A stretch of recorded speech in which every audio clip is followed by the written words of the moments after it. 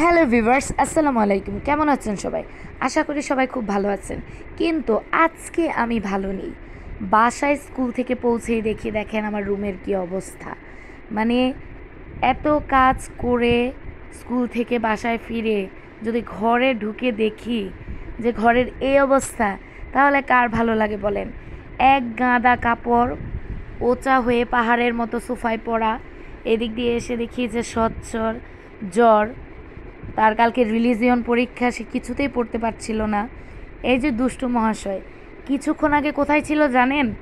এই কাপড়ের পাহাড়ের উপর তার গড়াগড়ি খাওয়া থেকে শুরু করে লাফানো থেকে শুরু করে সব তিনি ঘটাচ্ছিলেন। রুমে ঢুকে দেখি এই অবস্থা। যখন আমি ঢুকলাম তখন এই যে দেখেন দুষ্টু বুড়ি এখন কি করছে, চুপ চুপ করে ওইখান থেকে নেমে চলে আসছে।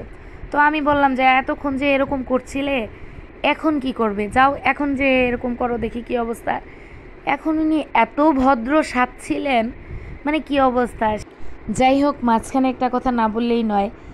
এত কষ্ট করে আমরা কন্টেন্ট তৈরি করি, প্লিজ আমরা নতুন যারা আছি আমাদের চ্যানেলে অবশ্যই অবশ্যই সাবস্ক্রাইব করে দিবেন এবং আমাদের কাজে অবশ্যই আপনারা উৎসাহিত করবেন যাতে আমরা আরও এগিয়ে যেতে পারি। Please please. যাই হোক, এটা গুছাতে হবে মনে করেই আমার যেন মনে হচ্ছিল মাথায় একটা বাজ পড়েছে, এরকম একটা অবস্থা। কিছুই করার নেই ভাই, নিজের কাজ নিজে তো করতেই হবে, না করে তো উপায় নেই।